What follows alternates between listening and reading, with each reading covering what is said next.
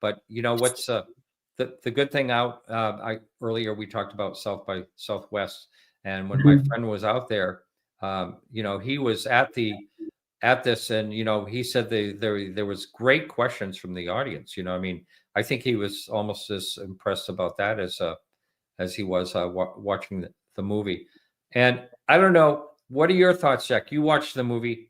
If you were like someone who never paid any attention at all to the UFO topic, and you happen to be on a plane or something and you watch that, don't you think you'd be a little curious? Like, I mean, I can't feel help like you because have I'm in to it, but I feel as though that was a very convincing movie.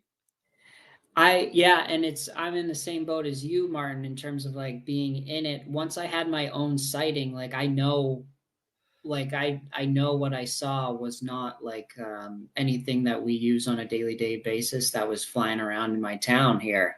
And like in a world where you can find everything online and research whatever, and you'll eventually find what it is that you're looking for. This one glowing orb that I saw, I to this day can't find anything online about what I saw that night, which is so weird in 2025. I feel like that shouldn't be happening. So I feel it's kind of hard for me to step out of that box and pretend like I never had that sighting and I've done all this research. And let's say I just like Star Wars or something and lived a mundane life and never saw a UFO. What would I think if I saw this film? I feel like you have to pay attention after watching something like this. I just hope it garners the public's attention and gets enough airplay that enough people know that it's even out. Like, I'm too close to the topic. Like, I watched this film right away. I was so pumped, but I don't think everybody else views it that way. I think it'll take a while to percolate.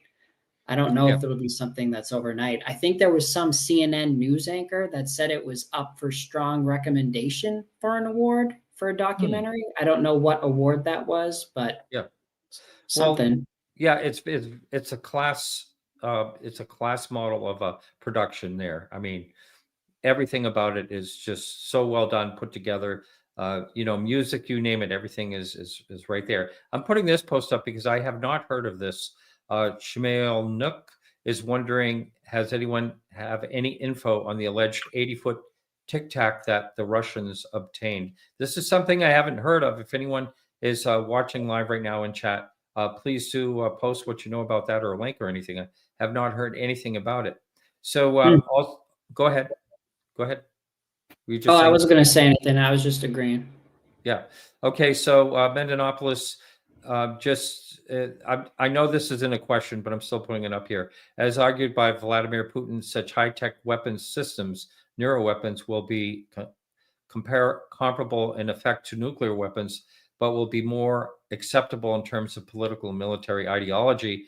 And she goes on to write, that quote makes me think about what Jay said when Jay Stratton said that this is, the nuclear, I think he said the Manhattan Project on steroids or something like that. Yeah, something like that. Yeah. Yeah. But I mean, so there were 34 people in that being interviewed. 34 people. That is huge. It's about, and not just like the top names in the UFO world that everybody talks about and knows about. Hal Puthoff, Jay Stratton, Lue Elizondo, Chris Mellon. They're all in there. Right. And Eric Davis. So someone and Eric Davis said a lot of profound things. And, I don't know what, the average person thinks of Eric Davis. He did hold, really high positions. He's kind of an unusual fellow, but I don't think he's just, blowing smoke. It sounds to me that, there's really, that he knows a lot because it kind of fit in with what other people are saying. A lot of things that Marco Rubio said was very, very interesting, I thought. And he basically says, his quote, is basically the American people deserve to know the truth. And I think another thing that really showed in this, Jack, was that you never really see bipartisan cooperation on any other topic that I can possibly think of than in this topic. I mean, there are two people on the other side of the aisle of each other that can't stand each other, or maybe that's a show. I mean, there's such division, but they're on the same page with this. And it's too bad we can't do more like that in this country. But still, I think it's because of that alone. I mean, if a vote was put to the people, to the American people, all the American people, we want to know exactly what's going on, every single part of what is going on. And that vote came through, and it had to be disclosed somehow. Of course, I'm just talking as a layman here, but if there's something a bill that could be pushed through that really addressed everything that, and then there was no way to back out of it, I'm just wondering what it would take to really get all the information. It would be probably a super large coordinated effort, I would imagine so, at the highest levels for something that's been that top secret for that long and is buried between multiple different organizations, both public and private. I mean, just trying to get some kind of information about it. It's interesting. I don't know. I don't think anybody knows enough about it to know what that would even look like. And if they claimed to have known, then I wouldn't believe that person. I think it's been so secret for so long. Very few people know. And is it Senator Rounds? He had a lot of really good things to say. So there was the Schumer Rounds. Do I want to say bill? Is that what it was? That was really interesting. And one of possibly one of the mistakes they made, and this isn't my idea. This is I think I heard Ross Coulthart say it, and I agree with him on that. And that is in that was a eminent domain clause. And I think if corporations really do have this, and they've figured out a way to make money on whatever they back engineered, or the possibility of making a huge amount of money in the future of what they are trying to back engineer, they are going to protect that type of hardware to the end. Whatever it is, I don't think any eminent domain could actually access it of any type, because they would bury it if they thought that was it. And of course, that bill never saw the light of day, because I think there's just too many powerful people, stopping that type of situation. Yep. And I feel like, I mean, it gets darker than that in terms of, I remember Ross Coulthart reporting on it, where like it's blue on blue attacks, meaning like people of the same military are engaging in violent conflict with each other just to keep these secret. And that's never a good sign, I feel like, but I'm just speaking as a layman.